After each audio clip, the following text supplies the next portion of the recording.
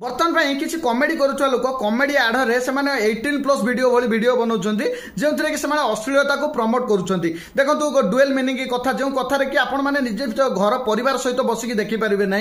गतकाली मु गोटे फेसबुक रे वीडियो देखिले आपण मानकु से कॉमेडियन कर वीडियो स्क्रीनशॉट लगे देउची तो से समानकर वीडियो आपण देखिले आपण आश्चर्य होई जिवे। ସେମାନେ एते अश्लील तादिरे इंगित करिकि अश्लील डबल मीनिंग कथा यूज करूछन्ती। आपनको पिला जदि सेको देखिबे आपनको निहाती यार समाज प्रति खराब इंपैक्ट पड़िबो एवं या बहुत लोग सब्सक्राइब कर फॉलो कर देखो ये वीडियो से निहाती शेयर करेंगे। देखो आप कौन चाहते आपको जब टंका इनकम करार अच्छी तार अर्थ कॉमेडी तो यहाँ नुह ना। आप डुएल मीनिंग कथा कहे कथा कहीकि आम कॉमेडी करूँ कि प्रकार कॉमेडी देखो कॉमेडी करके लोक छोट पिला बेले बहुत कॉमेडियन को देखी जो देखिले लोक हस लगे जमी आम जय सार थे देखिले आमको हस लगे कि बर्तमान एम कौन देखो टोटाल कॉमेडी जाकि आप देखो थे से निहाती डुएल मीनिंग कथा कहते जो कि आप छोट पिला जब देखिए ना से